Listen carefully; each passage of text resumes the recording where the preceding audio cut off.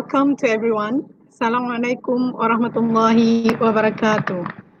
You are in the Empowering Future Radio Educators free at FSSH series in collaboration with UTM Center for Engineering Education webinar series. This worldwide session will take 1 hour and 30 minutes.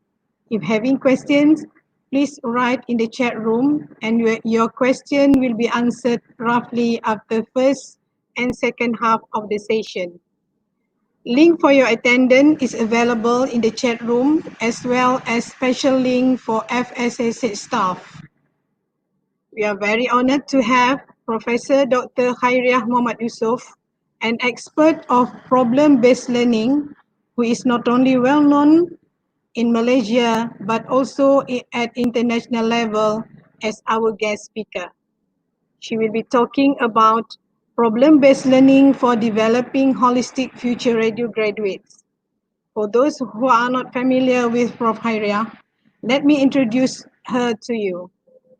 Prof. Khairiah is the founder and director of UTM Center for Engineering Education, the president for the Society of Engineering Education Malaysia, a practitioner, trainer, mentor, and researcher in scholarly engineering education practices. She won prestigious awards of the International Federation of Engineering Education Societies, Duncan Fraser Global Award for the Excellence in Engineering Education 2018, the Student Platform in Engineering Education Mentoring Award at the World Engineering Education Forum 2017, and the Frank Morton Global Medal for Chemical Engineering Education Excellence 2015. Our guest speaker will be chairing the Regional Conference of Engineering Education RCEE 2020 this coming end of September. Ladies and gentlemen, please welcome our guest speaker, Professor Dr. Khairiah Muhammad Yusof. Assalamualaikum. Thank you very much, Dr. Sarimah. That was a very nice introduction.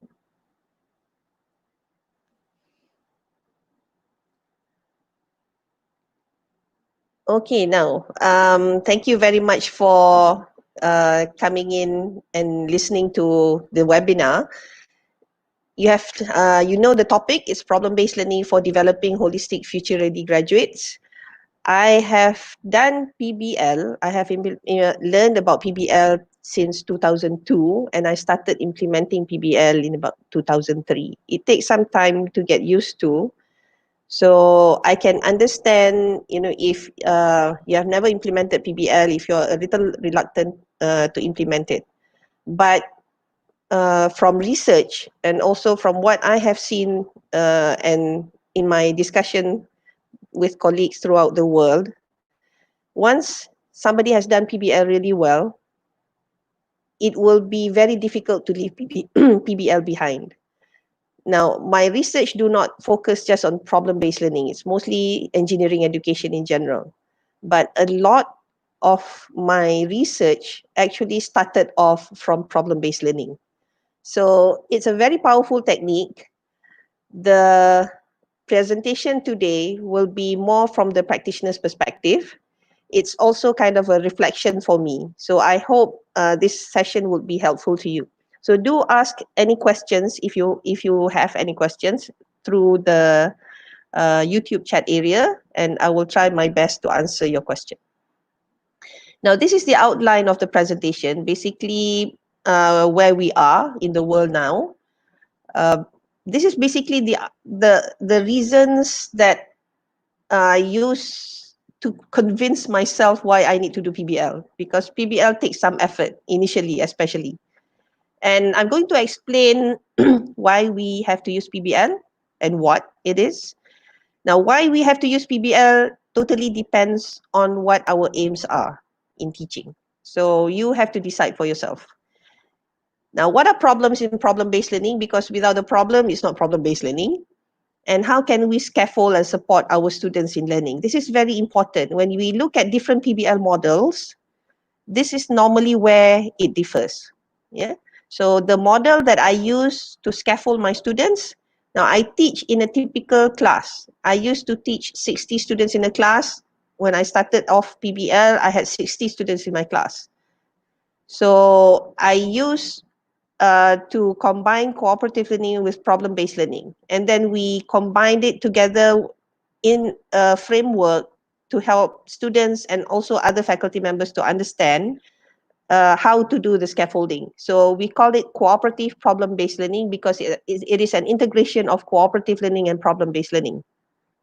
And finally, I'm going to talk about what it means to be a PBL practitioner. Now, there's been a lot of advances around the world, and I teach engineering students. My research area in chemical engineering also has a lot to do with computing because I do a lot of modeling, simulation, optimization, and my PhD was actually on neural network. So this was back in the late 90s when nobody talked about neural network that much. At that time, the computing power was very slow. And I remember during my master's degree, the simulation that I had to run took half a day to stop. So at that time, it was very slow. The fastest processor at that time was an 8386. Yeah. But and even then, when we had to do a literature search, it was not as easy as it is now. We have information at our fingertips. It's an information avalanche. Now we need to select. We have to do information mining because not everything is useful. And there's even a lot of fake news around. Now, to know whether how old you are, yeah, which generation you are, can you identify what is the photo in the lower end? Can you see this photo on the lower end of your screen on the left? Do you know what that is? Now, whenever I give keynotes or workshops and I ask if the group has a lot of young lecturers, most people will say, well, this is a filing cabinet. It's drawers to file cards, maybe in medical clinics. Maybe it looks similar, but then we used to have this a lot in the libraries. This was how we search for information when it was not automated. So there's been a lot of changes. There's a lot of knowledge there's a lot of information around compared to what we had to go through last time when it really took a long time to find even just the information. Now, with everything at our fingertips, is the information our knowledge? Can we call it our knowledge? Well, it's only our knowledge once we are able to connect it with our own prior knowledge, with what we know. Once we have made that connection, that is the real knowledge that we have. So this is the strength of PBL. PBL will help us and the students to make that connection. It forces that connection onto us, whether we like it or not. Okay? And PBL will also help us to be very careful in searching for the information. Now, these are the technologies that we have. You know, this is what we already have at the moment. 3D printing, nanotechnology, of course, drones, and there's already a Hyperloop under construction in North America. And of course, the robots that we have in manufacturing and in other places. But with all this very fast changing technology, are we able to keep up? Do we want to be users of the technology? Just mere users? Or do we want to be the inventors of technology? Now, if we want to be the inventors of technology, then we have to make sure that we go deep inside. Our students have to be at the deep learning level. Their thinking process, their understanding of fundamental knowledge must be very strong and very deep. Now, there's a lot of startups now. And there's a lot of, hype over young people quitting university to have a startup. Well, Elizabeth Holmes is one of them. She started Theranos about almost 10 years ago, I think, when she was 19. And she was hailed as the next Steve Jobs. Her startup was supposed to make a blood testing equipment that will test instrument that will test it very fast. And it's not that big. You can basically bring it anywhere. However, this is what is happening now. This year, the court case is still ongoing. Theranos at one point had 10 billion. It was valued at 10 billion. And they hired a lot of people with the technology know-how, business know-how. They managed to get by, even though things were not working inside. But in the end, everything falls apart. Now, her professor had told her this is impossible. With the current technology, with what we have, it's not possible to separate blood that easily.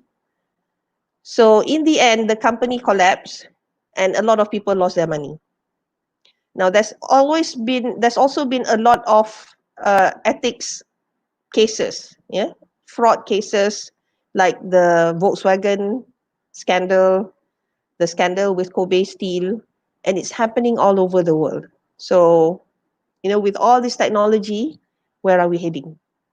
And of course, there's the issues of climate change. The fires in Australia, places running out of water, even in Malaysia, where we have a lot of rain. And also the storms are getting very strong, like what is happening in Japan now. There's a lot of places being flooded and people killed because of that. And what about the pandemic issue? That is also, according to environmentalists, that is also connected to what we're doing to the environment. So, of course, there's the issue of sustainable development. To what extent are we going for sustainability? The overlap in the middle between the three pillars of economy, social and environmental protection. So it's only sustainable when all those three overlap. If we're not careful, very soon the environmental part will take over and be an urgency. So now, knowing all this, what are the characteristics that that our graduates must have to be future ready? What do we think they should have? Now, can you go on to, I want to get your input because I also would like to get ideas from you.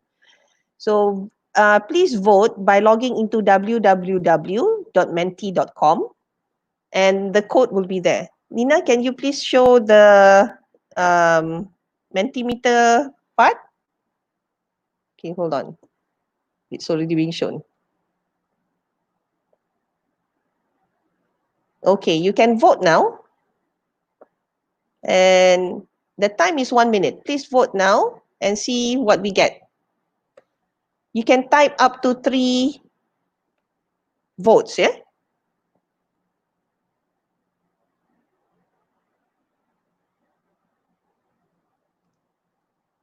So go to www.menti.com and type the code 694015.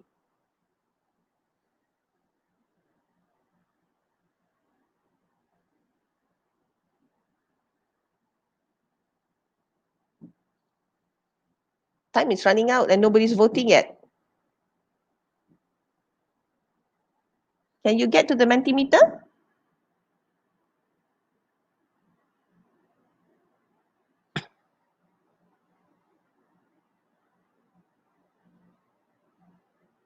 Okay, I think I need to extend the time. Hold on a minute.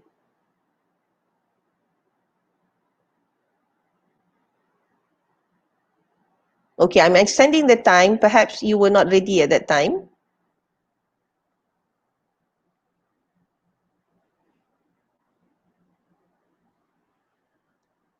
Okay, I have 3 screens in front of me. So if you see me looking to my right, that's because I'm looking at the screen with the Mentimeter on.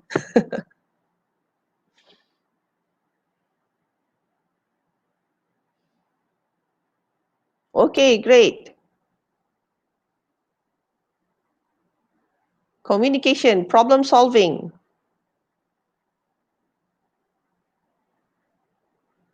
Responsible, problem solver. Wow, there's a lot of problem solving around. Creative. Anything else?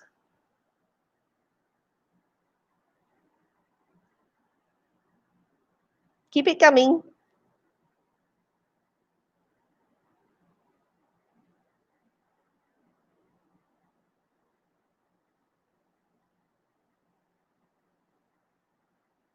Okay, great. Thank you very much. So if you look at the Mentimeter, problem solving seems to dominate a lot. Yeah, communication is there, critical thinking, creativity, being innovative, being responsible, adaptive. Okay, that is really good. Thank you very much. Thank you for participating. Resilience, that's very good. Okay, so basically this is basically what I have in my mind when I wanted to do PBL, because I was reading about all these good things about PBL. So I said, why not? And in early 2002, we were able to bring in some people to teach some of our UTM staff to learn about problem-based learning. So I'm going to talk about why and what now of PBL. If you compare what you have with, this is the second section now, the what and why of PBL. If you compare with what you have typed in just now on the characteristics that you want the future ready graduates to have, this is the 21st century skills as defined but in the New Vision report New Vision for Education report by the World Economic Forum in 2015. So they have divided it into 3 parts. Yeah. And you can also see some of the things that you have typed in map onto this 21st century skills. Yeah, so they are skills that is very much needed in the 21st century. So these are the foundational literacies. It's how we apply the core skills to everyday tasks. The 4 C's, yeah, the competencies: critical thinking, problem solving, which came out a lot just now, creativity, communication, collaboration, yeah, and the character qualities. Some of you said resilience, so that's basically under persistence and grit. Adaptability, yeah. So leadership, curiosity, social and cultural awareness, these are all under character qualities. Now, if you look at the whole ring circling the 21st century skills, lifelong learning, being able to learn our whole lives because of the continuously changing world. Yeah, things are being disrupted all the time. So if you look here, the foundational literacies, competencies, and character qualities, what are the parts that we normally focus on in the university? Now, when I started working, I gave lectures.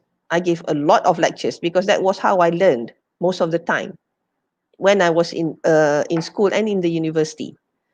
But my students kept failing and failing because I was teaching a course that is quite difficult.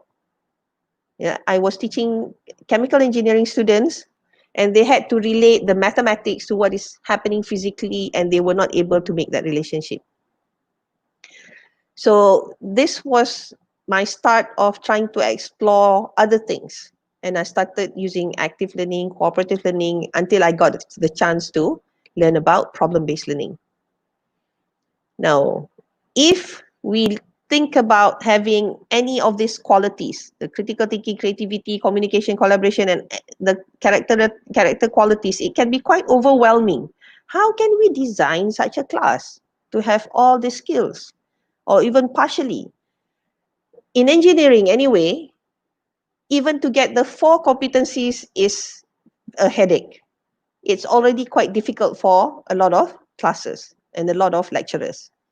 And I can empathize with them because I used to be in those places until I learned about different ways of teaching and learning. Now, The beauty about problem-based learning is that you can actually hit all of it. You can get all of those 21st century skills depending on how you design your learning environment. But PBL itself, with the fundamentals of PBL, if you know it well, we're able to design PBL so that our students can get all the skills. It's only up to us which one we really want to assess so that it can be claimed as an outcome that is assessed. But in actual fact, there's a lot of skills, a lot of very good attitude that we can develop through problem-based learning. This is not only my experience, this is the experience of others who have done it here in Malaysia. And we have also trained teachers to do it. And we have received reports, and we are still doing research that students at the school level are also coming up with all this 21st century skills and very deep learning. Okay? So I don't know about you, but when I started doing PBL, this was what that drove me on, because my teaching philosophy is very much focused on the students. If the students gain a lot, then as an engineer, that is my problem. I want the students to be able to learn at a deep level and have and have these skills. So what should I do to solve this problem? So I found my answer in problem-based learning. Now, if you look at basically what is problem-based learning, it does things the other way around. Normally, when we go to class, we look at the topics. The students will be told, okay, this is what you're learning, this is the fun, blah, blah, blah. We will give lectures, we will do activities that will help the students to learn those things. The students will learn it, and then we give exercises and questions as an illustration of the concepts that we're teaching. So this is very much the deductive teaching and learning model. PBL is the other way around. It's the inductive approach. Okay, so we start with the problem first. The problem is used to drive learning. The students have to identify what they have to learn from this problem. They have to identify their knowledge gap, which is the part that they don't know, which is the part that, oh, I've heard of this, but I don't really know what it means and I don't know how to use it. So that will be called the learning issue. That is also what we map out when we design the problem. We map out to our outcomes and our content that we want them to learn. So once they have identified what they have to learn, they learn it on their own. Now, by the way, there's no problem if you want to scaffold them on certain things and you help them. I give my students 3 chances. Yeah, I used to give my students 3 chances. Now, if you find that this is really certain topics or certain concepts are really difficult, I can give lectures on those specific concepts. My experience since doing PBL in 2003, none of the classes ever requested those 3 lectures. So in the end, they are able to learn, even though the course that I was teaching is deemed to be quite challenging. So once they have learned it, they have to apply it to solve the problem. Now, this is really troublesome for learners, because normally when we teach them and they do exercises, they only discover that they don't understand it during the test. But because they have to apply it to solve the problem that we have given them, they will see that whether they have learned at a deep level or at the surface level. If they have only learned it at the surface level and they can only explain it, then they will not be able to use it in the problem. Being able to use the concepts that they have learned in the problem will show to them that they have actually understood it at a deep level. And this takes iterations and discussions and a lot of trials. So it can be upsetting to students because, number one, they are not getting lectures. So it's not straightforward. We are developing them to be self-directed learners. By the way, they are not learning on their own. There's a lot of scaffolding. We support them a lot during this process. And at the application stage, when they don't know how to apply, or when they are not sure of how to apply, this is another part where they don't really like it. Yeah. So we have to be able to know how to motivate them. Otherwise, things will be haywire. So problem-based learning is a very powerful method for engaging learning because of the problem, and because of how it's arranged. It's very powerful for developing self-directed learning skills. The original design of problem-based learning is for this, is to develop self-directed learners and to develop metacognitive skills.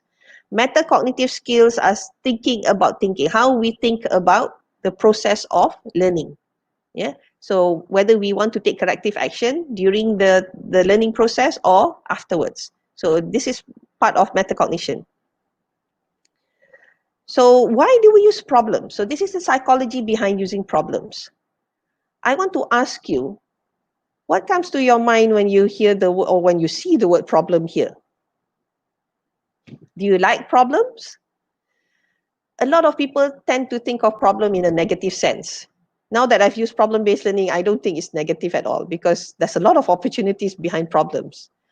So problems can help us integrate different knowledge, different concepts from even across disciplines.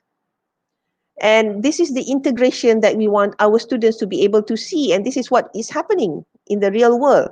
There's no demarcation, hey, this is only this part, this is only this part, but things are always integrated. And because problems tend to stick in our mind and we cannot forget about them, this leads to immersion and engagement. Previously, I had students telling me that, doctor, this is the first time I'm sleeping with my textbook. Yeah, they were reading and reading and reading all the time, and the book was always on their bed. So it's also a catalyst for inquiry, for learning, and for problem solving.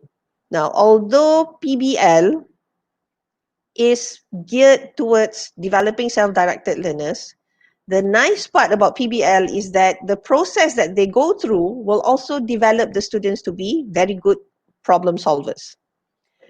It also mimics real world scenarios, real world demands. So the students will actually see how the knowledge they're learning is being used in the context of the real world. Students always seems to say that, okay, we don't have to really know this. This is just for exams. In the real world, the workplace, we are not going to use it. So with PBL, they see where it's being used. And this is partly where the motivation lies. And PBL, because the way we craft the problem, it will also activate their prior knowledge and help them to connect the knowledge that they're learning to what they already know. So this is really powerful because it will help them learn at a deeper level. Now, this is the PBL philosophy. PBL is basically rooted in constructivism. Okay, it's a constructivist perception of learning and teaching, where learning is the student's individual process of constructing knowledge and meaning. Yeah, so it is what the students go through that helps them to construct their understanding. And teaching, as teachers, our role is to set up the learning environment. We set up what the students have to do so that a motivated learner will learn. Okay, and this is the key, a motivated learner. The thing about constructivist approach is that if the learners do not want to do it, if they are so demotivated and they're just sitting there, then they will not learn anything. Now, sometimes I think this is also upsetting for me, but on the other hand, if I were to give lectures, there will also be students who are not learning anything. And in my experience, most students tend to do quite well. Yeah, I can say up to 90% or maybe even more. Okay, so in other words, this is really student-centered learning. We are giving the responsibility of learning to the students, but with support. We cannot just leave the students alone. Yeah, that is not PBL. Now, there are many models that exist. This is especially on how we do it. Now, in Maastricht, they give one problem in 1 week. There's a polytechnic in Singapore, the Republic Polytechnic. It's a 1 day, 1 problem model. In our case, my problems can range from 1 week to 4 weeks. But anything longer than 2 weeks, I will tend to divide it up into parts. So there's a part A and the part B. So the students will know there'll be something coming, but then I will finish one whole problem-based learning cycle in 2 weeks so that I can help them to learn. Okay. Now, this is very important, and this actually illustrates the constructivist aspect of problem-based learning. So it's not only about using problems in our classroom, it's also about creating opportunities for students to construct knowledge through effective interactions and collaborations. So this is what happens in problem-based learning. It's about the learning.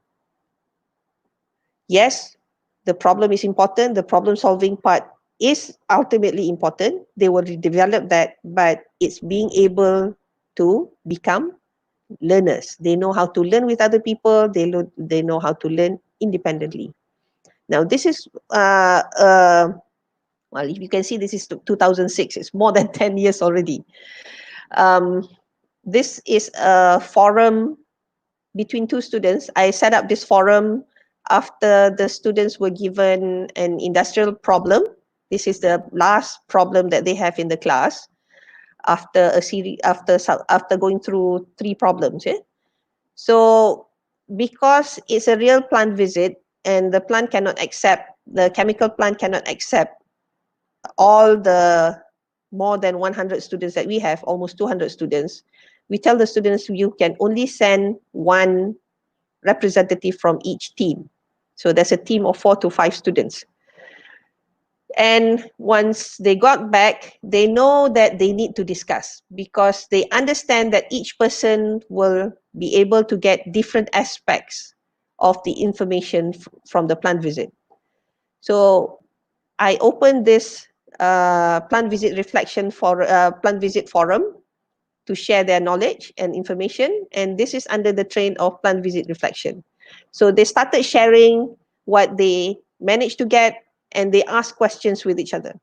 Now, if you're in chemical engineering, Fa is fatty acids, IGPO is palm oil. So if you are familiar with chemistry and thermodynamics, you can actually see that they are pulling their knowledge from their thermodynamics class. This is a process control class. This is a class in the 3rd year. They learn thermodynamics in the end of 1st year, early 2nd year. They are pulling all those knowledge, all those prior knowledge to understand the problem. And I am so proud. I felt so proud of them when I saw this discussion, because this is what PBL is about. This is about knowing how to learn together and knowing how to learn with and understanding the fundamentals. They are strengthening their fundamentals. They're showing that they are able to apply it. Yeah. So there's 3 elements of problem-based learning: the realistic problem, the problem that we have to craft ourselves, the lecturer as the designer and the facilitator, and the students as a problem solver. The problem is crafted based on the outcomes, what are the content, what are the attitude and the skills that we want the students to have. Plus, where we have to be aware of where the knowledge is being applied so that we can craft a realistic problem that is believable, that will be that the students will be motivated to solve. The lecturer, now, facilitation is not that easy. I didn't have those facilitation skills when I learned about PBL, and it took me a long time to learn. And I've been to so many PBL workshops and attended so many PBL workshops done by different people, and it had helped me a lot. I even learned about case writing because PBL has similarities. Crafting problems for PBL is very much similar to case writing. So I even went to workshops by Harvard Business School professors to learn about case writing. I learned about case writing again from those from QAM, the Case Writing Association of Malaysia. So it has been very helpful. And the students, now they don't readily have the skills to be solving problems, especially real world type of problems. So they need to be supported, they need to be helped, And they also have to be motivated. Scaffolding is not in terms only of the skills, of the development of the thinking skills. It's also about developing the attitude. So there's also scaffolding for attitude. Now, I'm showing you one of my students' meta-reflection. A meta-reflection is a reflection upon reflections that they have done throughout the semester. We ask them to do this to see, for them to reflect upon what they have gone throughout the semester and what they were thinking at different points after the at different points in the semester as they go through the different problems. So yes, technical knowledge is very much being learned at a deep level, and this is what I really see in my students that made me go on with PBL. Intellectually and in terms of their own behavior and attitude, they have matured. I really see them maturing. And they are not so picky as, oh, this is what I get when I do this. This is what I get when I do this. They are able to look at things in a more holistic manner. Yeah. So the students discovered her weaknesses. She realized her negative thinking. She needed to calm down, and she needed to welcome feedbacks. So I'm going to run through this quicker because it's taking a long time. Now, what about the problems? Okay, so now the problems can be the start of of PBL, and it really is very, very important. This is the difference between problems that we use in PBL and problems that we use normally in our classes when we teach using other methods. Now, if you look at the two lists here under problem solving and exercise solving, which one do we normally do typically in our classes? Problem solving or exercise solving?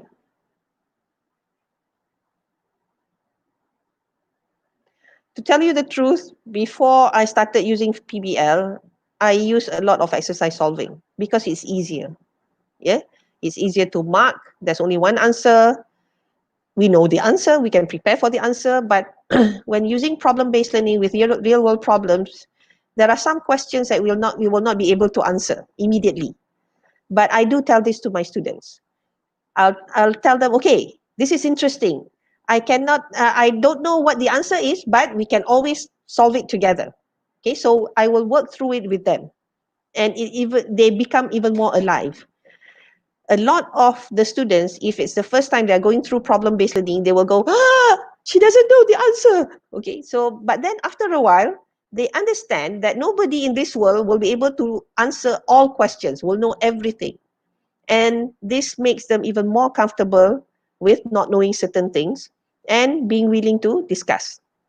So this is a sample problem from a lecturer in the Faculty of Mechanical Engineering in his facilities planning class, Dr. Said Hilmi.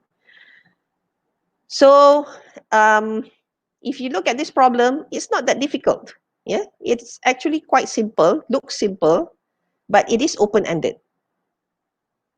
Yeah. Now, in case you're wondering, a mamak restaurant is an Indian restaurant, typical in Malaysia, that you can find all over Malaysia. So this is what is given. There's learning outcomes and content that they have to cover to learn through this. And look, a problem can look very simple. It doesn't have to be complicated. Now, how do we start to craft problems? It's always back to constructive alignment. We must clearly know what's the intended learning outcomes and what is really in our heart that we want the students to get. Okay? It will come up through the problem and through how we guide them through the whole learning environment. And remember that whatever verbs that we have in the outcome, it must be activated in the teaching and learning activities, and the students should get feedback from the assessment task.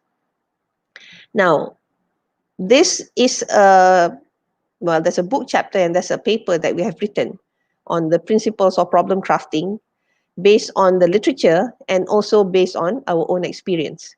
Yeah. And one other principle that we tend to rest on is the how people learn framework. The how people learn framework is actually a meta-analysis of all the strong learning theories and strong research that shows how actually people learn effectively. So being somebody who does not have a bachelor in education, this is very helpful for me because I tend to forget what are the different, the hundreds and thousands of principles that's in education. So I tend to refer to this a lot. Of course, if you want to write, then it's helpful to refer to this and look at the references where that theory is actually from. Okay, now this is a sample problem for my own class. You have to understand something. When I craft problems, I do not work alone. I work in a team. I work with other people. And I have been very fortunate because there's always somebody in my team who's very good at putting makeup on the problem to make it look very real. So this is a sample first problem for my control class. And we share this across sections. Yeah? So this is the outcome and this is how we match it. Normally in industry, students will get, or whatever it is, engineers will get a piping and instrumentation diagram. And this is how we manage to understand how the process is working. Instead of teaching the students the structures of the control structures and how to read this piping and instrumentation diagram, we gave them this problem and they have to figure it out themselves. Okay, this was the first problem. And it was really, it seems quite simple, but this is the first time they're seeing this PNID, and some of them were even turning it upside down, not knowing how to read it. In 2008, I had a friend from Purdue University, Professor Johannes Strobel, coming to Malaysia, and he wanted to talk to my students who have undergone problem-based learning. So I was not teaching them. I was done teaching them. They went for their industrial training. They were third-year students, second semester third-year students. So in their first semester in the fourth year, he came and talked to them. Yeah, he did a focus group interview, focus group discussion. And this was what they said, the students said. They were not afraid or unprepared to get into their industry experience because the PBL class is like a precursor. It's a small industry experience. And they say it's actually worse in industry, but at least they are prepared. Yeah. One of the students actually told me, Dr. Khairia, I hit the ground running. I knew what to do when my supervisor gave me problems. So that was really, really rewarding for me. Now, if you're teaching social science subjects, it's normally easier to craft problems in the social science, but it's quite difficult to guide them. It's quite difficult to facilitate them because mostly students will think that they understand the problem, but they will not be relating it to any principles or theories that they're supposed to learn. Yeah, but I've seen people do it. Yeah, I have two very good friends in UUM who's doing it in their accounting classes. Yeah, so this is an example from one of our workshops. This is on tort law about the Highland Tower collapse. So this is one example from social science. Now, from the problems crafted, we can actually integrate not only different disciplines, but we can allow the infusion of professional skills and attitude. And this is the most important part. Students are learning these skills and developing this attitude in the context of the profession that they're going to be in, or in the real world context. So it's not like it's incubated, oh, this is in the classroom and this is not applicable in the real world. So this is the beauty of problem-based learning. Now, this is the active learning continuum. So which one do you practice in your classes? Dr. Nina, can we have the Mentimeter? Okay, I will switch. Now, I would like to know what you have done in your own classes. I have told you a little bit about what I've done, and I have shown you the problem that I've done. So can you please share with me, where are you?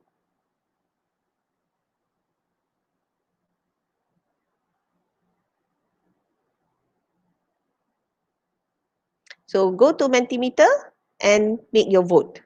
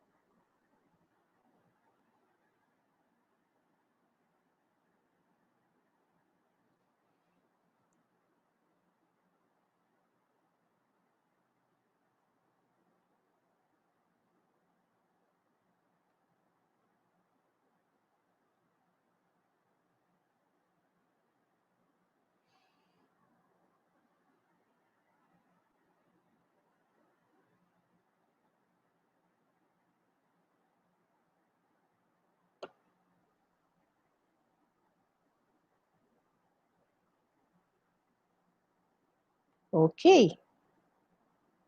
Wow, a lot of active learning. That's good.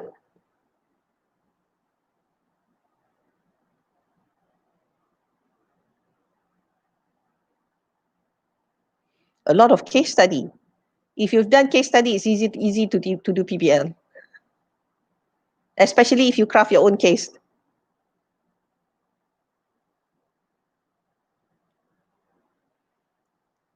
Okay, 20 seconds more. Anybody else voting?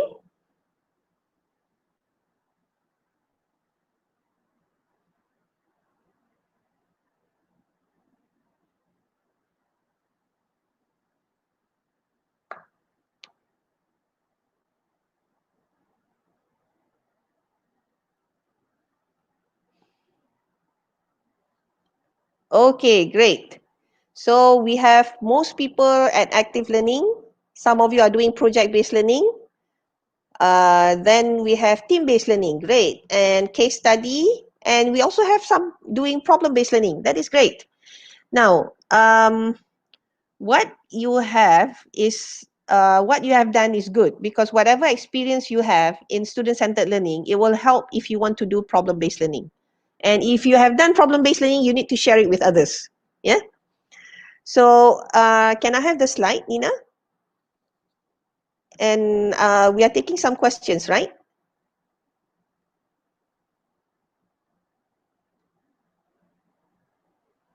Nina? We're supposed to take some questions now. So I will... Okay. Now, Salam, Prof, I have a few questions. What type of skills a lecturer should have before... I've already reading the questions. The first, That's okay. Yeah. Mr. Hang on, Sohairi, is there any preparation precursor from before we dive into PBL? Some quarters think if they put up questions starting furnished in info, they are good to claim using PBL. Now, if you want to claim problem-based learning, there's a lot of communities and there's a lot of different definitions of problem-based learning. What I'm using is based on the original problem-based learning by those from McMaster and Maastricht University, because I learned from people in the medical school. I also learn about other forms of problem-based learning, like the Aalborg model. There's also the Roskilde model, and there's a lot of other models. For me, if whatever somebody is doing helps the students to learn, that is good. Yeah, go for it. I'm not picky on the definition.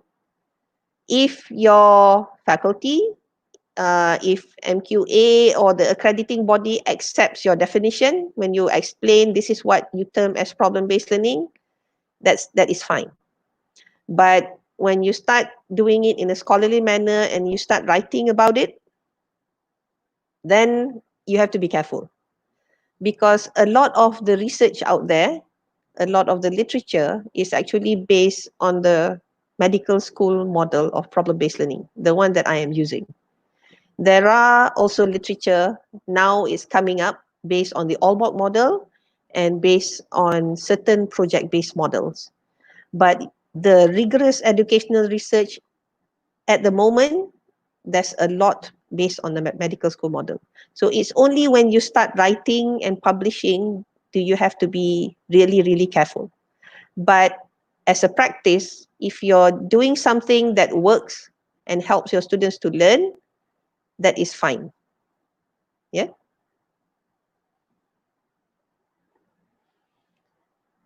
Second question is from Abdul Azim. Mr. Abdul Azim has 4 questions actually. We answer the first one. What type of skills a lecturer need to have before implementing PBL in their course? Second, any future workshop to equip a lecturer with such skills? Now, my advice, this is my advice to you. If you are already doing active learning, that is great. Then learn about how to handle teams in your class, team-based learning. What I use, you can use any principles to do team-based learning. There's a lot out there. The one that I use is cooperative learning. So if you've gone to the team-based learning workshop in UTM, you are prepared. When you go to this workshop, please make sure you implement it in your class. Get a taste of it. Once you have implemented it, I'm supposed to conduct a problem crafting workshop. I'm the UTM lead, but because of this COVID-19 issue, we are not conducting anything this year. Yeah, but usually the pathway that I would recommend, so that we don't get shocked. There's a lot of things to prepare for. So do active learning first, because the active learning activities, the informal cooperative learning activities, are very good scaffolding for problem-based learning. If you see your students not having certain skills, the team-based learning courses are very good to help us manage the teams, because if the teams doesn't work, then PBL in class will be a very bad experience for the students. Yeah, then go for the PBL courses. Now it sounds like a long path, but I think it's part of our self-development, and it is very, very fulfilling. Yeah, so don't give up. I hope you'll go on to these courses to prepare yourself to implement it. Okay, so online, there's a lot of literature on online PBL. So I'm going to show you what my peer teaching looks like online. It's not perfect. This is the first time I'm doing PBL online, but well, it's the first time. What do you expect? Yeah. So it's the best that we can do at the moment. But that it is also possible to do it online. The framework will be the same, but of course the activities will be virtual. Okay. For your fourth question, I would advise that you can go to our paper. If you want, I can put up the reference at where this is shown on YouTube. You know, the description, I can put in references if you're interested. Yeah, for how to craft problems and how to do PBL. Okay, so perhaps we can go on first before we take other questions, Dr. Salima? Yes, please proceed. And yeah. Okay, so I will proceed to the next part. Now, I would really like to share my experience, but time is limited. We will have more time to talk in a workshop, but this is just a precursor to a workshop. Hopefully, you'll be interested to do PBL after this. So in terms of how do we support our students to learn? Now, students, they are not born problem solvers. None of us are. So we need to help them because they don't have those thinking skills, how to be critical thinkers, how to be creative thinkers. They need to be guided. Okay. And another thing that we need to understand is that students actually go through what psychologists say as the trauma cycle.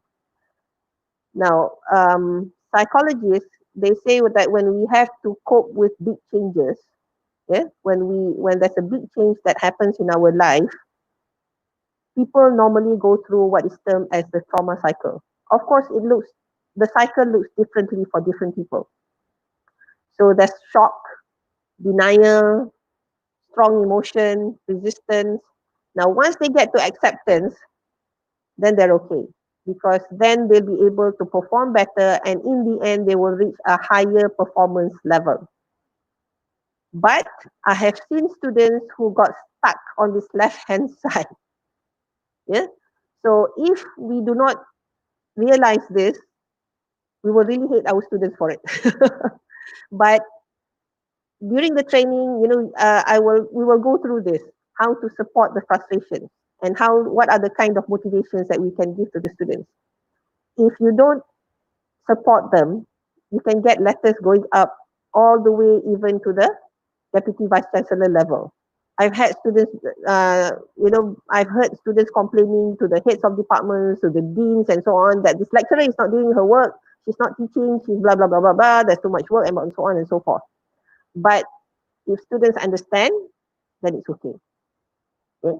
So how to support students? Again, go back to constructive alignment and think about scaffolding. So how to scaffold students, it depends on what your students need at that time. And of course, when we scaffold them, go over their zone of proximal development. Do not go beyond that. If it's within the zone of proximal development, then it will be fine. This is one typical scaffolding that I always give to my students. If you've gone to the active learning workshop, you will remember, I hope, the read and explain fast activity in informal cooperative learning, where we get the students to read first.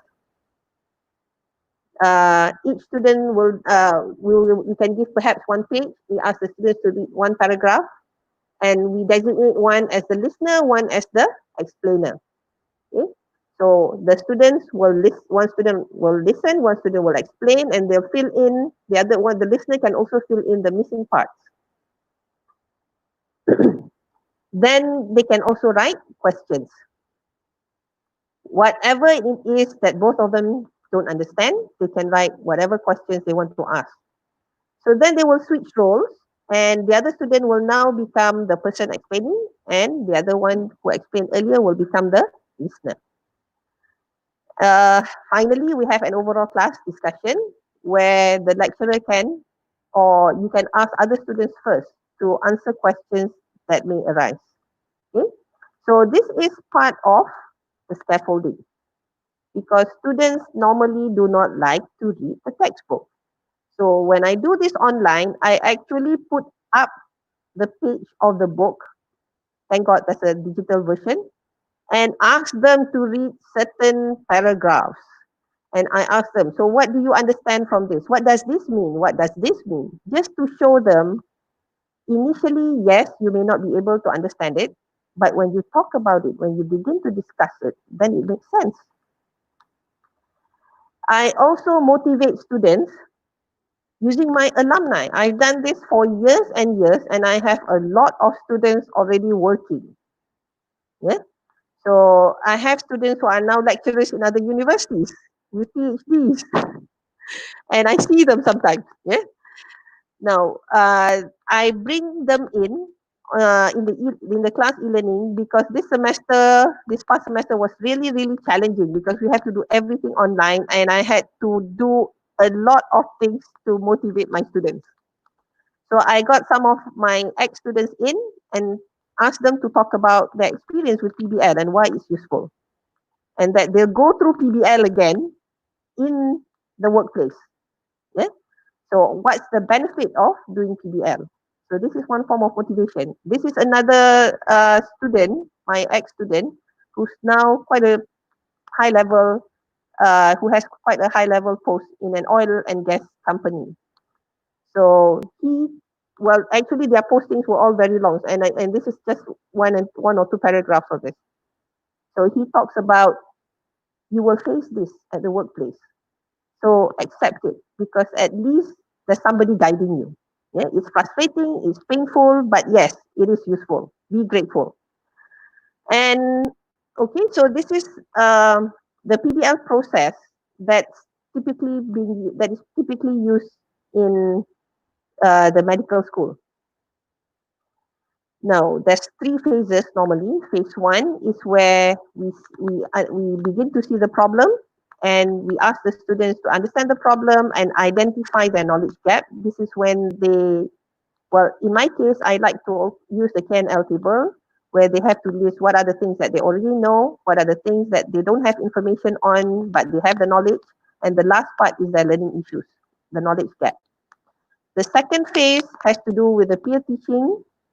Then they synthesize the knowledge that they have learned to their prior knowledge, whatever it is that they know, synthesize everything and apply it to the problem. The last phase is the presentation, and this is very important. Students have to do reflection and a closure. The closure is done by us, the lecturer, so that we can give them different types of examples, and correct whatever it is if they have any misconceptions. Now, in the medical school, it's a small group implementation. Usually there's 10 to 12 students per group, and there's one PBL tutor. So the PBL tutor can actually listen in on all the discussions. Unfortunately, I cannot do that. So I have a class of 40 students or 60 students, and I have to make sure that they themselves function as a facilitator. They can also help their friends and pose questions to their friends. I function as a floating facilitator. To do this, the team has to be working really well. So I injected cooperative learning principles that has these 5 principles. Now, if you've gone to the cooperative learning workshop, then this will make sense to you. Okay, but without these principles, students can easily be pseudo groups or the traditional group. Many of us think the traditional groups are functional groups, when in actual fact, this is when they just do things individually and just combine everything together on the day that is due. So the performance level of a traditional group is actually the same as the performance level of one person. If you're interested to know more about this, I have a short video on the CEE YouTube channel that you can listen to. It's less than 10 minutes. And I also give this video to my students so that they understand what it means to be in a good team. So this is the pattern that you will see in informal cooperative learning activities that has the pillars, the principles of cooperative learning. So this is what we do this is the pattern that we injected into the PBL cycle. And this is the cooperative problem-based learning cycle that has the cooperative learning elements and also the PBL cycle. So you still have phase 1, phase 2, phase 3, but now you can see the individual parts and also the team parts and the overall class parts. People always have nice PBL classrooms. We don't have that, but I'm very thankful that in the chemical engineering department and now the School of Chemical and Energy Engineering, we do not fix the chairs to the floor. So this allows my students to turn and discuss. And we use the wall a lot and the mahjong paper, the flip chart paper to do discussions. But of course, with technology, you can also use other things. And this is the class in mechanical engineering. Yeah, they have nicer classrooms. And this is what it looks like virtually. You know, Azim, you were asking me about the virtual mode. And this is what I did with my class peer teaching, with the presentation, with the Q&A sessions. I used Jamboard and Padlet. But my students like Jamboard. So in the end, I just reverted. I just used Jamboard. Okay? So it is possible. Now, another scaffolding that I give my students is to increase the complexity as the semester goes on. So in the course that I teach, I give them a series of problems. The problems can be related. It can be on the same chemical plant, or it doesn't have to be. Okay? So you can have related problems or different problems. But what I did was, because I wanted to guide them and help them understand what it means to be an engineer, so I increased the complexity and the different types of roles that an engineer can have in a plant.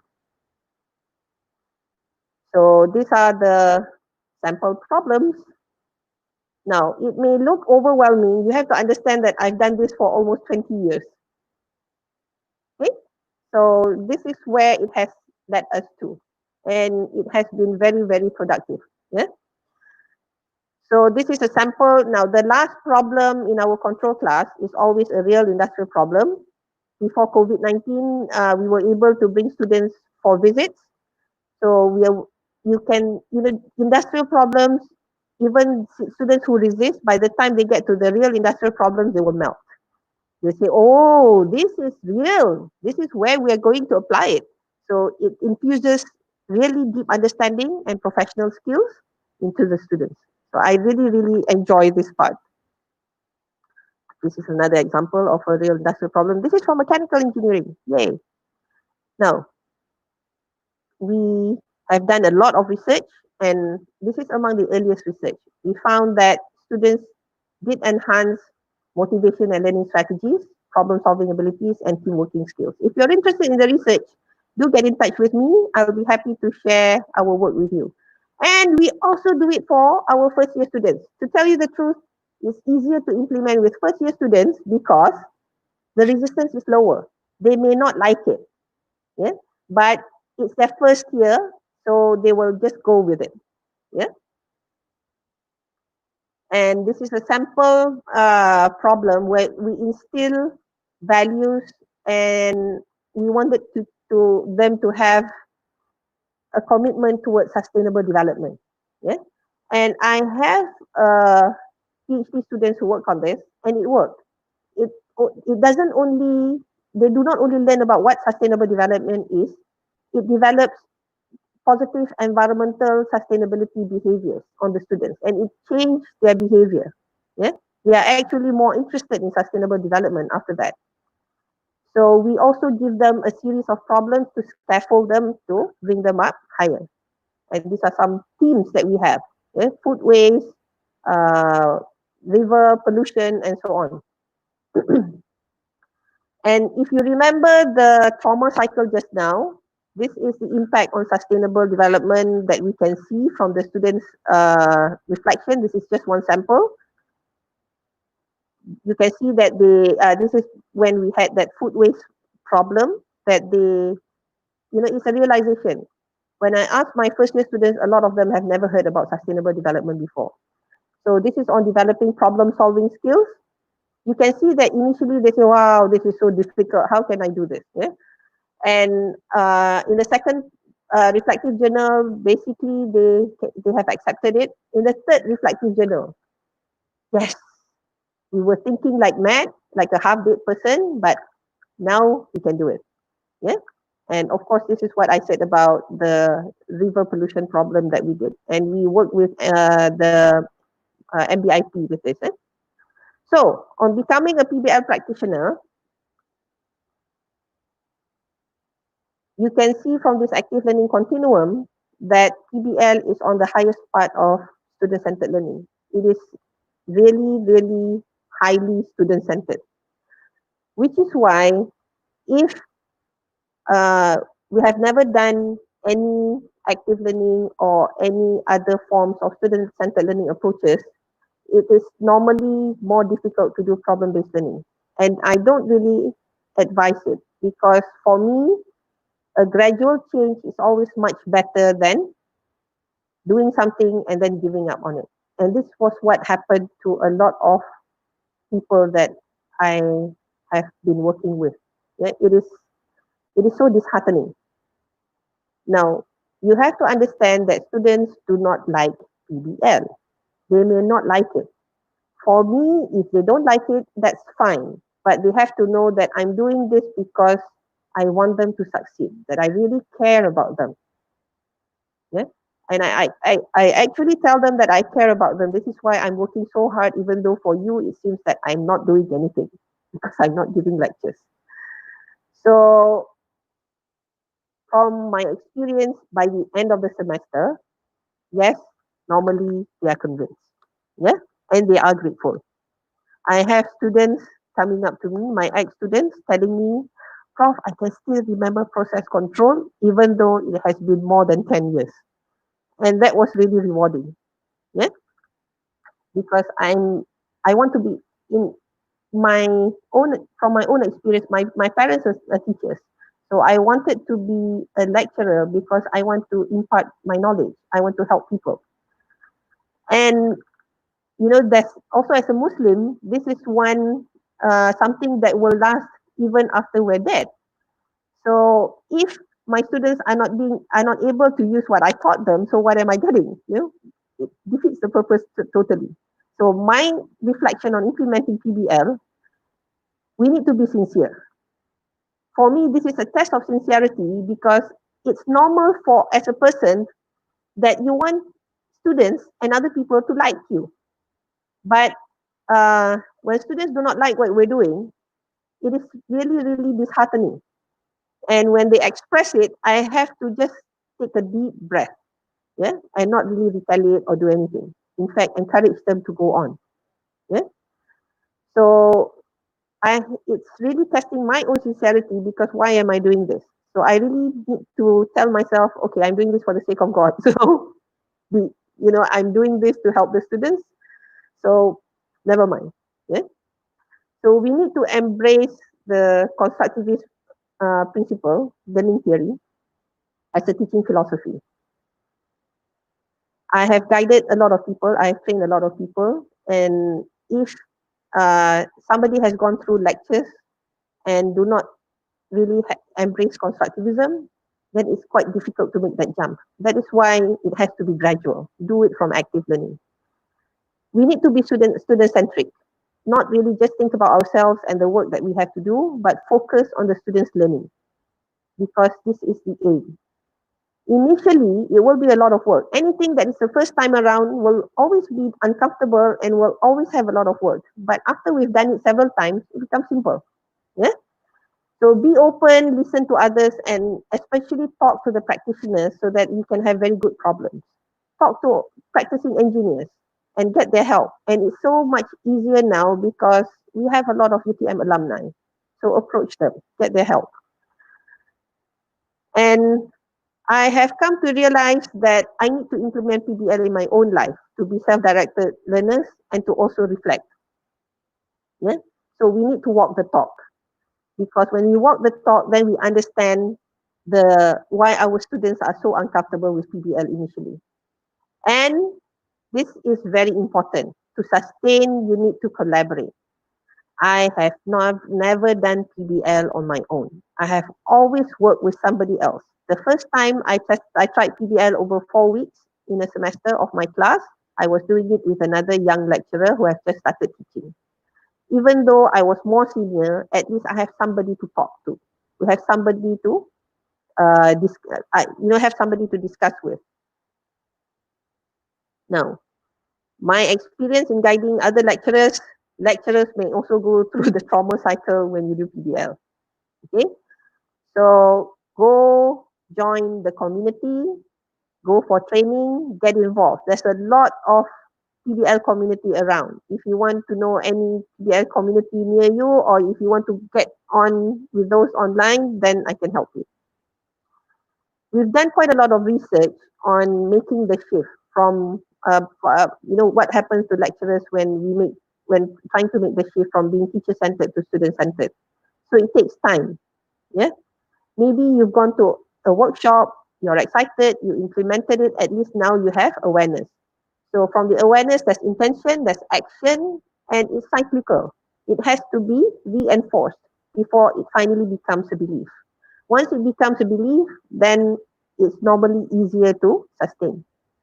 Now, this is what I was saying about having the gradual change. A lot of you have done active learning, that's very good. Some of you have done team-based learning, that's also very good. Then you can go on to the PBL workshop and have a try. Yeah? Go ahead and try. I really, really like PBL because it allows us to be creative. It allows, it's like no boundary. In PBL, we can also work with somebody from another class, from another course, to integrate the problems. That's actually the best, because then students don't have different problems. So we need to talk to each other about all this. So the 21st century skills is not impossible to attain. I've seen it in front of my own eyes. Yeah. So, I know there are other techniques that can also do this, but I've seen PBL developing these 21st century skills in students. If you're a champion, these are the tips. Perhaps I can talk about this later. But the main thing is have a clear mission and be sincere in your intention. You have to know why you are doing it. Now, with sincerity, I think the reward will come, because God is the best to give the reward. But UTM also has the teaching pathway now. Even if you're in the research pathway, there's a lot of opportunities to get grants and do research with PBL. And this was one of the earliest opportunities that I had, where I was invited to talk about problem-based learning, what else, at the 2011 American Society for Engineering Education annual conference in Vancouver, Canada. That was an experience. My voice nearly didn't come out because there were more than 3,000 attendees at that time. It was a plenary session. I was just talking about PBL. Now, when I started doing PBL back in the early 2000s, if somebody were to tell me that I'll be giving a webinar on PBL, that I'll be training people on PBL, I'll be rolling on the ground laughing. It was never my intention. Now, finally, just as a conclusion, We want our graduates to be 21st century graduates. We have to be 21st century educators. So this is my take on it. Be a learner-focused educator. Be a learning environment designer. We need to be team players and lifelong learners. Okay, so that's about it. Thank you very much. Okay, Prof. We have a few questions. Is it possible to answer? The Yes, first, yes. the first one is, what is the difference between project-based learning and problem-based learning? Okay, now the main difference, like I said, problem-based learning is inductive. It's not deductive. Project-based is always deductive. Now, there's nothing wrong with that. Yeah, you have now project-based in problem-based learning. We follow the outcomes. Yeah, we closely follow the outcomes such that we can even it is also even possible to cover all the contents using problem-based learning. Project-based learning is on the integration and the application of knowledge. So normally project-based learning, like in engineering, is normally good for the final year, end of third year students, where we want students to integrate their knowledge and apply it. And we give them a free hand because it's up to them to decide which pathway they want to go to.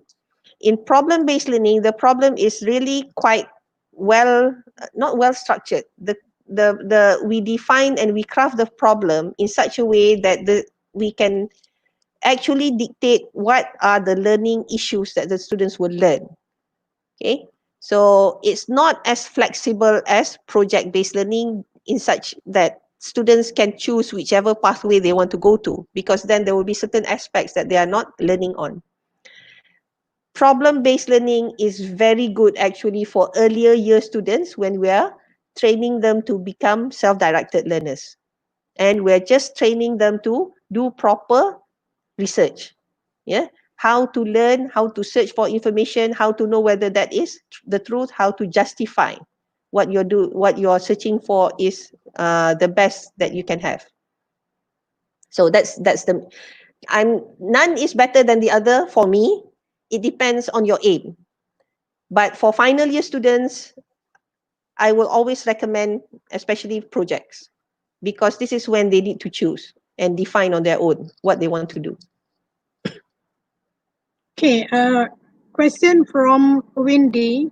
How to measure PBL and prove to people that PBL take place? Now, if you look at there's another webinar that we've given earlier on. This is early in when we were in lockdown. I gave a webinar on alternative assessment, and I showed how I did the assessment in PBL. Now, the first year course that I teach has no final exam, and I will assess at each phase. The students have to submit the first phase when they do PBL, the problem identification and analysis. They have to submit individually. Then they submit their peer teaching notes, and then they submit their logbook and so on and so forth. So if you're doing PBL, it must be apparent that there is a problem, that the students are identifying the problem, that the students are learning, they're learning together, they're working together, and of course, there's an artifact.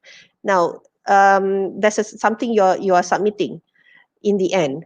In the medical school, they may not submit anything, but it's oral. It's being discussed in the PBL tutorial session. In our case, because I cannot do that, the students have to submit something. Okay, so of course, in the end, there's also reflections, and there's also team reflections, individual reflections. So it clearly shows the PBL cycle that I'm doing.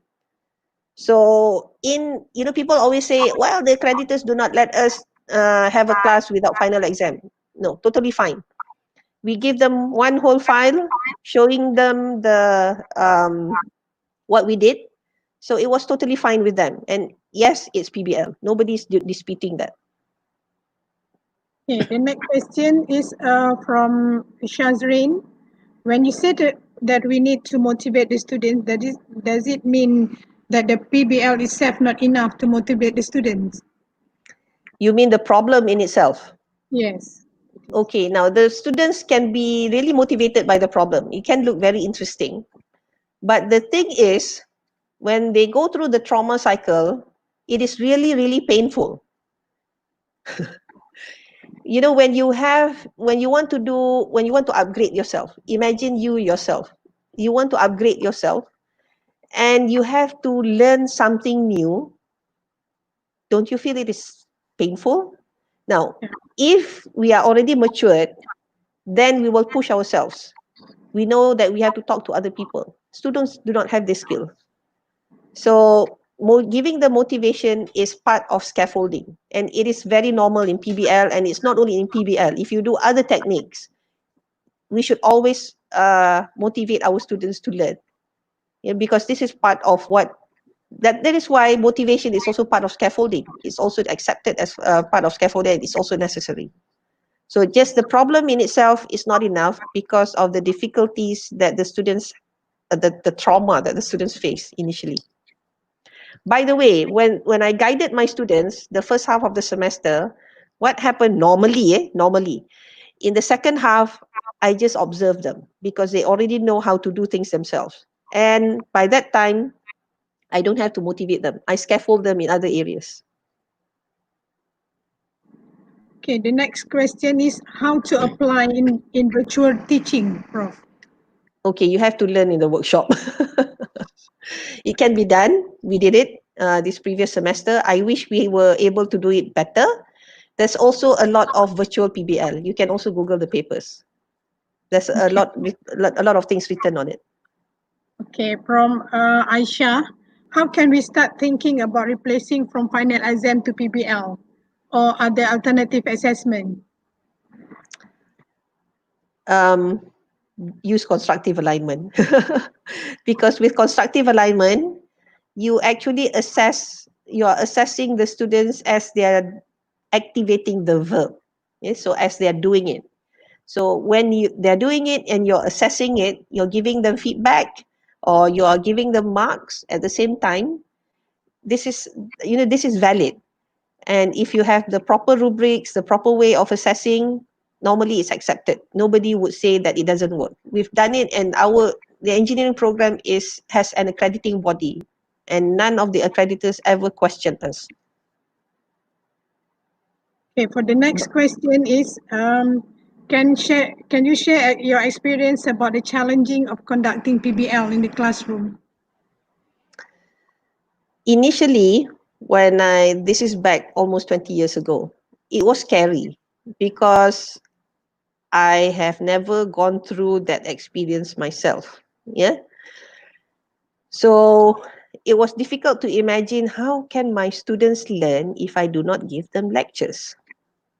And the part where we first tried PBL is on feedback control and stability. And this is among the most difficult part in the class. So I was scared, I was nervous. But then um, this was why you have somebody else. You have to have somebody else with you. So we tried and we shared our experience, the students' remarks. Sorry, I need to turn on my battery. Okay. So the students were fine. Yeah. We shared notes. I shared notes with the other lecturers and it was fine. Yeah, it worked.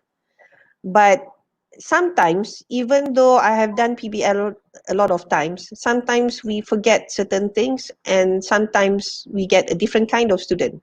So the motivation that we always give doesn't work. We have to do something else. And in this past semester, it was really challenging for me because it was the first time I've done it virtually. And I remember the first time I went online, none of my students said anything. It was all total silence. And this is very difficult for PBL because I need to listen to them so that I can give them feedback and I can guide them. So I went through that trauma cycle, but then I managed to collect myself and then get going. So came up with the Jamboard, Padlet, and all those other tools, and it was fine. Yeah. So there will be challenges. There will be challenges, but the reward is far greater than the challenge. Okay, last question I think.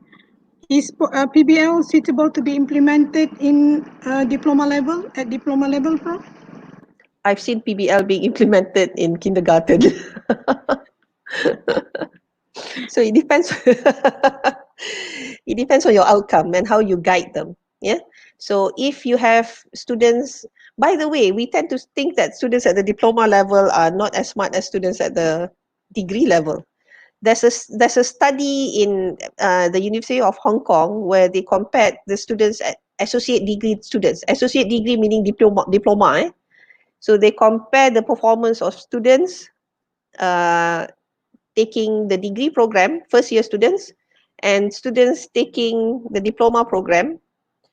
The degree program is not using PBL, good quality active learning classes, but the students in the diploma level use PBL, the medical school model PBL. So they use LASI. This is the learning inventory looking at the learning skills gain. It turned out that in the end, the students that had gone through after 18 months going through PBL performed better than the students who had gone through the degree students who did not go through PBL. So there's a study for this. You can actually Google it. Yeah. Okay, before we end of the session, Prof, we have another two questions. How emotional intelligence can affect to PBL? If you have students who are emotionally intelligent, then you're lucky. But our students are young. So these are undergraduate students. So we have to, that is where the motivation comes in. This is actually where they develop emotional intelligence. I actually share with my first year students what is emotional intelligence, what are the different intelligences.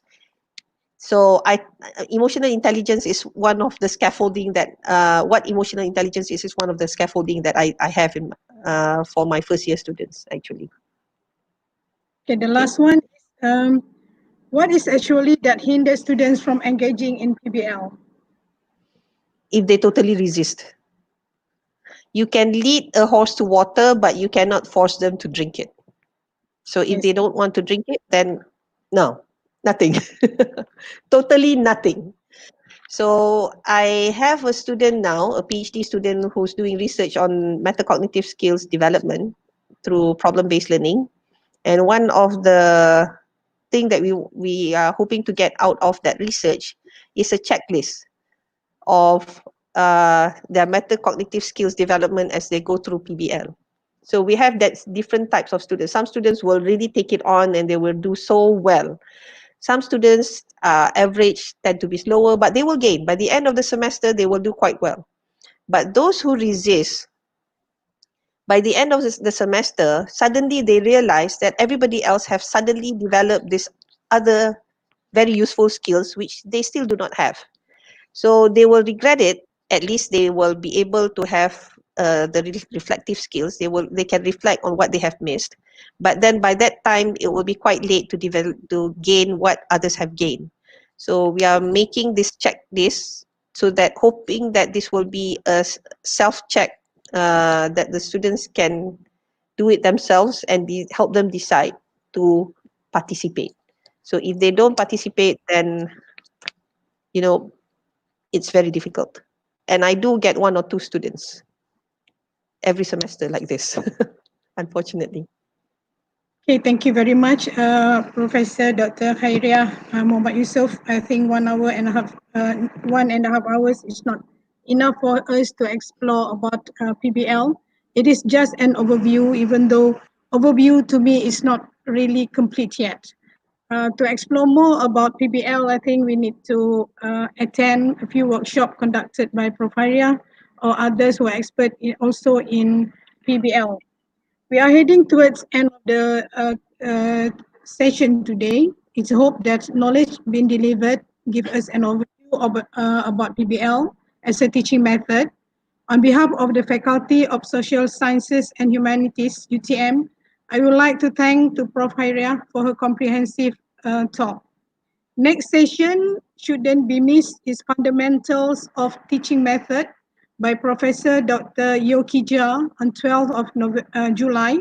2020, and teaching method, an up close and personal forum with 3 group leaders on 13th of July. The forum will be chaired by Associate Professor Dr. Muhammad Fauzi Hussein. Thank you very much to all who stayed until the end, and I close this session with Assalamualaikum warahmatullahi wabarakatuh. Thank you very much. Assalamualaikum warahmatullah. And to just share with you, this is what we have. Next week we will have another webinar in the CEE webinar series, getting the best of emergency remote teaching. So this will be given as a forum format by 4 faculty members from different parts of Malaysia, from UTM, from USM, from UTP. So please join us. Thank you. Thank you very much once again, Prof. Assalamualaikum.